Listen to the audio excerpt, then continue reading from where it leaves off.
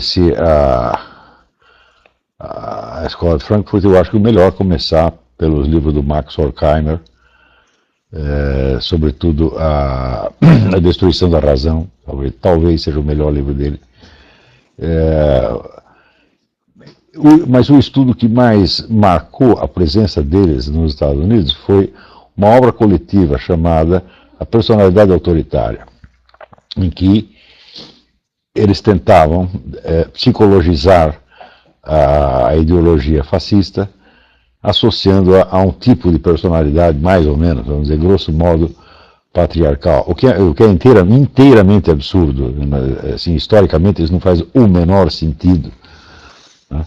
Sobretudo porque o fascismo, ele não surge entre pais de família e pessoas bem colocadas na sociedade, mas ao contrário, o fascismo surge dos veteranos de guerra que voltavam da Guerra de 14, que estavam totalmente deslocados na sociedade, eram realmente marginais em toda a sociedade para onde voltavam, e foi este pessoal que começa o fascismo, e eles são o primeiro público onde se recruta o fascismo. De maneira que você associar fascismo com personalidade patriarcal é uma coisa que não faz o menor sentido, é totalmente errado, mas, por incrível que pareça, o americano, como gosta de tudo que falam de mal dele, ele prestou uma atenção enorme nisso e acreditou. E pelo viés dessa teoria da personalidade autoritária, olhando só por este aspecto e fazendo abstração de todas as diferenças, a sociedade americana ficava igualzinha, né, à sociedade nazista. O mais incrível disto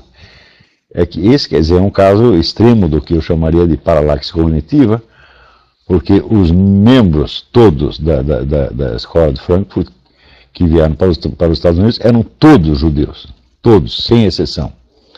E saíram da Alemanha, onde corriam risco de vida, né, e aqui foram recebidos de braços abertos, tiveram os melhores empregos, foram paparicados pela mídia. Eu digo, bom, se o sujeito não percebe a diferença entre essas duas sociedades, então o que ele percebe? Ele não percebe coisíssima nenhuma. Então esse é um caso de paralaxe cognitiva, quer dizer, elevado à enésima potência, tá certo? Onde já deixa, a meu ver, de ser só uma paralaxe cognitiva e assume o perfil realmente de uma fantasia histérica, né? Eu não acredito que nenhum deles fosse realmente um psicopata, mas que eram histéricos, sem dúvida eram. Em geral, os intelectuais são histéricos e os líderes políticos, condutores de povos, Lenin, Stalin, etc., são psicopatas, né? Então, esta visão da personalidade autoritária, a personalidade autoritária é um ente de ficção, né? É um tipo ideal, tá certo? Mas que pareceu muito, muito persuasivo, porque ele, em parte, coincidia, vamos dizer, com o tipo realmente do pai de família protestante nos Estados Unidos, mas só em parte, mesmo aí a coincidência era só parcial, e realmente fazia abstração de milhões de fatos, milhões de dados importantes. Eu acho que talvez a personalidade autoritária esse livro tenha sido, vamos dizer, a maior distorção sociológica de todos os tempos. Quer dizer, uma completa fantasia que não confere nem com a sociedade que ela está tomando como objeto imediato, e nem com a outra sociedade, remota sociedade alemã ou italiana, com a qual ela quer fazer um paralelo. De qualquer modo, ainda que o valor científico disso seja realmente nulo, ainda é um livro que merece ser lido, porque ele marcou, né, a história da América e, de certo modo, a história cultural do mundo inteiro. Isso é mais ou menos como você lê Mein Kampf ou Manifesto Comunista. Não é pelo seu valor científico, mas é pela sua importância histórica, né? Então, depois de analisar isso, eu queria voltar a um outro assunto que surgiu com um breve parágrafo que eu coloquei no Facebook sobre a questão do poder. Uma coisa está muito ligada à outra e eu, de algum modo, quero conectar esses dois temas. Mas vamos voltar aqui ao texto do Robin Phillips. Quando Hitler se tornou chanceler em 1933, a escola de Frankfurt foi forçada a dissolver-se, mudando-se primeiro para Genebra e mais tarde, depois que a maioria dos seus intelectuais fugiram para os Estados Unidos, para a Universidade de Colômbia. De Colômbia, suas ideias foram divulgadas para toda a academia norte-americana. Superficialmente, a América do pós-guerra parecia ser o último lugar que daria atenção a uma filosofia anti-ocidental como essa. Afinal de contas, todo o mundo ocidental, mas especialmente a América, estava plenamente consciente do modo pelo qual o fascismo quase tinha conseguido dar cabo da civilização. Os nazistas chegaram ao poder graças a uma onda de neopaganismo e tribalismo primordial que se apresentava como uma alternativa para a cultura do Ocidente moderno. Por isso, veja, neopaganismo e tribalismo primordial, isso é verdade, havia realmente esse elemento, né? Mas aí é preciso voltar aos estudos do James Gregor, que é o grande estudioso do fascismo, e você vê que este impulso de retorno ao tribalismo, esse impulso o gosto pelo irracionalismo, pela violência como tal, tudo isto reflete imediatamente a mentalidade daqueles jovens marginalizados que voltavam da guerra e não encontravam lugar na sociedade. Existe aqui também nos Estados Unidos uma multidão de gente assim, né? Só que voltaram da guerra do Vietnã. Só que esses não criaram nenhum movimento político, mas se fossem criar, provavelmente esse movimento teria as mesmas características de irracionalismo, de revolta contra toda e qualquer forma de civilização. Na verdade, existe até uma espécie de analogia entre esta mentalidade fascista e da própria escola de Frankfurt. Quer dizer, o ódio que eles têm a toda forma de civilização conhecida é exatamente o mesmo. O desprezo deles, o ódio deles pelo mundo burguês, pela ordem burguesa, pela democracia parlamentar, também é exatamente o mesmo. E justamente estas semelhanças é o que eles próprios não querem ver de maneira alguma. Quer dizer, eles querem marcar uma distância, marcar uma diferença entre eles e o fascismo, sem ter em vista as semelhanças. Quer dizer, é uma falsa analogia, evidentemente. E eu acho que a possibilidade, vamos dizer, de perceberem esta semelhança devia lhe inspirar um tal horror que a mente deles, o cérebro imediatamente desligava, dizendo, não vamos falar disso, vamos mudar de assunto. E criaram, então, quer dizer, aquilo que era uma obra de jovens desgarrados e marginalizados, eles quiseram dar a impressão de que era obra das famílias patriarcais, organizadas, disciplinadas, etc, etc. Que era também, por outro lado, o que podia haver de mais diferente deles, porque nenhum deles tinha uma família organizada, né? Georg Lucas dividia a mulher dele com outro sujeito no mesmo apartamento, era um socialismo, né? Dividiu a mulher, né? E todos eles tinham uma vida muito complicada sob esse aspecto. Então, a coitada da família patriarcal entrou aí como Pilatos no crédito, tá entendendo? Quer dizer, não tinha nada a ver com a história, mas era o bode expiatório ideal para isentar esse grupo de intelectuais frankfurtianos, para limpá-los de toda semelhança com os jovens que criaram o fascismo, que compartilhavam muito dos seus sentimentos. O fenômeno que mais tarde se chamou da Nietzscheização da esquerda, né, já reflete isso aí. Quer dizer, como é que a partir da década de 70, 80, o pessoal esquerdista começa cada vez mais a se interessar por Nietzsche, que era um autor enormemente influente sobre os jovens fascistas de 1918, né? Esta convergência já é possível por causa de uma raiz comum, uma raiz não ideológica, mas a raiz de uma experiência humana vivenciada por inúmeros intelectuais. Quer dizer, a desilusão que aqueles jovens europeus tiveram com a democracia parlamentar da Belle Époque coincide no tempo com a desilusão que este pessoal frankfurtiano estava tendo, não só com a democracia parlamentar, mas com o próprio comunismo soviético. Tá certo? Então, as pessoas que estavam desiludidas com tudo, então, a ideia era, é melhor acabar com tudo. Então, o mesmo fundo nihilista que inspira esses jovens fascistas é o que inspira também os frankfurtianos. Agora, eu acho incrível que os caras dizem que são sociólogos, mas se você é um sociólogo, você tem obrigação de saber a que grupo social você pertence, né? E quais são os traços comuns e quais são os traços diferentes que tem entre você e os demais grupos. Se você não sabe isso, então, assim, é a sociologia do mundo da lua, né? Aquele teste do Meira Pena, na Universidade de Brasília, que ele perguntou para os alunos do curso de Teoria Política a que classe social eles pertenciam e nenhum sabia.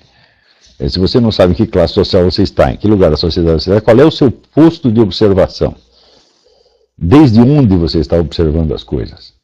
Né? Eu acredito que toda sociologia decente começa com uma autossociologia. Eu tenho que saber onde eu estou, qual é a minha posição, quais são as pressões que pesam sobre mim, né? Quais são as aspirações que eu tenho em comum com outras pessoas do mesmo grupo, e o que me diferencia realmente de outros grupos, né?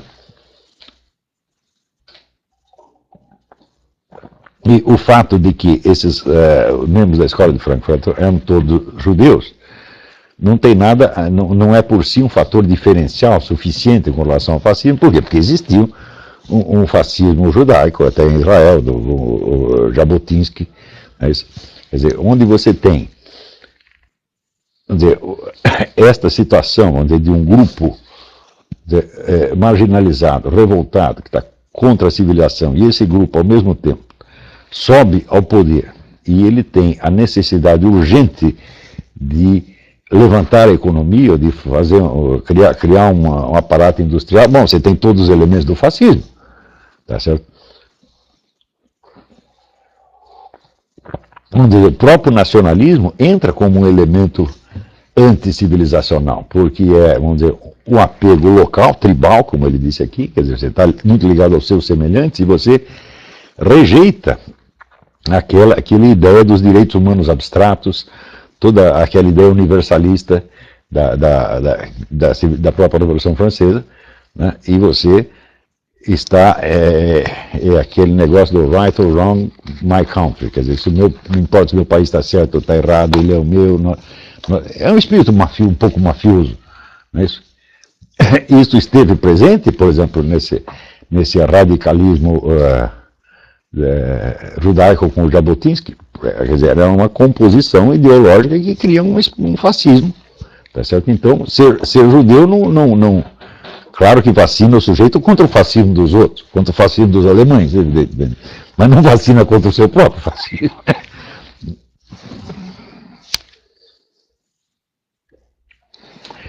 Então ele está falando aqui do pós-guerra, né? Por isso a derrota de Hitler representava em vários sentidos um triunfo dos valores ocidentais. Nos Estados Unidos, essa vitória seguiu seu renovado otimismo cultural, característico do final dos anos 40 e 50, o qual se manifestou, entre outras coisas, na explosão demográfica conhecida como Baby Boom. O gênio da escola de Frankfurt residia em sua capacidade de converter essa nova confiança em uma força destinada a sabotar a sociedade. Note bem, quer dizer, então, você está num momento de entusiasmo pelos valores ocidentais, da democracia, etc, etc. E aparece esse pessoal e vai converter isso no seu contrário. Só que, na base, todo este entusiasmo pela democracia ocidental já estava convertido no seu contrário desde os acordos de Yalta, pelo menos. Porque o grande vencedor da Segunda Guerra foi Stalin. Stalin conseguiu tudo o que queria. Eu já contei aqui para vocês como é que se... como é que se deu esta origem da Segunda Guerra, né, como aparece hoje, tem vários livros a respeito, como é que Stalin incentivou o crescimento do nazismo, ajudou materialmente, com dinheiro, com armas, etc., e cedendo o próprio território soviético para criar um exército alemão clandestino, com a ideia de usar os fascistas como, na expressão dele, navio quebra-gelo. Quer dizer, eles vão na frente, eles derrubam todas as democracias europeias, mas eles são todos loucos, eles não vão conseguir governar esta coisa, então eles ganham e nós levamos. Eles vão na frente derrubando e nós vamos atrás ocupando. Tá certo? E todo o cálculo deles só deu errado porque o Hitler invadiu a União Soviética antes que a União Soviética invadisse a Alemanha. Na União Soviética estava tudo pronto para invadir a Alemanha, quer dizer, mas não era naquele momento, ele não queria fazer isso naquele momento, ele queria esperar que o Hitler derrubasse ali a França, o Império Austro-Húngaro, tudo que a Áustria, a Hungria, tudo que tinha na frente, e daí o exército soviético queria invadir a Alemanha por trás e tomar tudo, né? Estava tudo pronto, quer dizer, você tinha armamentos ao longo de toda a fronteira, né, da União Soviética com a Alemanha. Acontece que a informação vazou para Hitler e ele achou que os caras estavam preparando uma invasão para o dia seguinte, quando não era o dia seguinte, era para depois de amanhã. E decidiu imediatamente invadir a União Soviética e com isto o Stalin não contava. Tanto não contava que ele levou dias para acreditar que a coisa tinha acontecido. Então foi o único ponto da estratégia do Stalin que deu errado, mas imediatamente ele conseguiu dar a volta por cima. Quer dizer, com a invasão, ele apelou então para um discurso nacionalista, patriótico, né, fundindo um pouco com o discurso fascista, fundiu o discurso socialista com o discurso fascista e deu certo, porque houve uma onda de entusiasmo nacional guerreiro, e os russos realmente se sacrificavam. Você vê que nos combates morriam 20 russos para cada alemão, né? E muitos russos iam combater sem armas apropriadas e tinham que ir para a frente de batalha, porque se você não fosse baleado pelo alemão na frente, ia ser baleado pelo sargento atrás, então você tinha que ir para a frente de qualquer jeito. Então, ele conseguiu dar a volta por cima e transformar o ataque germânico num instrumento de reorganização política e militar, não só da Rússia, mas de todo o movimento comunista mundial. Então, a ideia dele de usar os alemães como ferramenta para ele tomar outros países deu perfeitamente certo, porque quando chegou na conferência de Yalta, o Roosevelt estava orientado por um sujeito que era o espião da KGB, que era o tal do Harry Dexter White, né? E além disso, o Roosevelt estava muito doente, ele estava completamente gaga na conferência de Yalta. Então ele nem entendia direito o que Stalin falava, ele dormia no meio das conversações, assinava qualquer porcaria que desse na mão dele, e com isso cedeu metade da Europa para a União Soviética. De modo que este processo que o Roman Phillips está anunciando aqui, quer dizer que a reviravolta, quer dizer, a aparente vitória das democracias ocidentais, de repente vira uma derrota, não veio só por dentro dos Estados Unidos através da escola de Frankfurt, não, já estava fora no plano da política internacional, já estava acontecendo naquele mesmo momento. Tá certo? Então estava sendo atacado por fora e por dentro.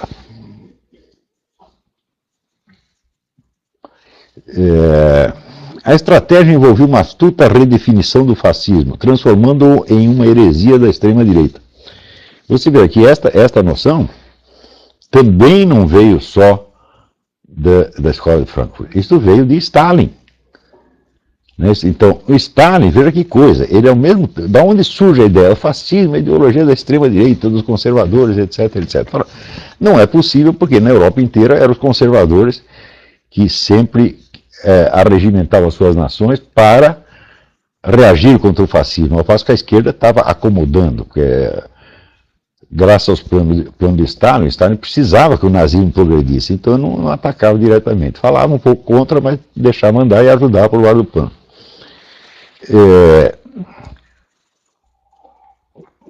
Na França, isso foi mais evidente, talvez, do que em qualquer outro lugar, porque era o pessoal da Action Française, era assim a extrema-direita, nacionalista francesa, né? Era o fascismo francês, que propunha o rearmamento da França para a guerra contra a Alemanha, ao passo que o pessoal da esquerda está todo mundo acomodando. Quando o Hitler invade a União Soviética, muda o discurso imediatamente, e é aí que o nazismo, ex post facto, vira uma ideologia de extrema-direita. Então, é a propaganda stalinista repetida, né, com outros termos, com termos intelectualmente muito mais elegantes, pela escola de Frankfurt, né? De acordo com essa narrativa, o nazismo foi a consequência de uma sociedade entrincheirada no capitalismo.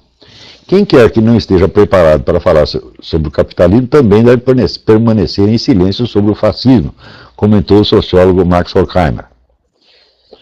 Aí, evocando um pouco a teoria do Lenin, da teoria com que eles usavam para explicar o fascismo, a teoria que Lenin explicava, com que Lenin explicava o imperialismo. Ele achava que o imperialismo era a última fase do capitalismo. Então o capitalismo esgotava suas possibilidades em escala nacional e partia para o imperialismo para conquistar mercados, que é uma coisa inteiramente absurda. Quer dizer, você ia conquistar mercados para equipamento industrializado na África, né? No Brasil, no Paraguai, falando que uma coisa não faz o menor sentido, né?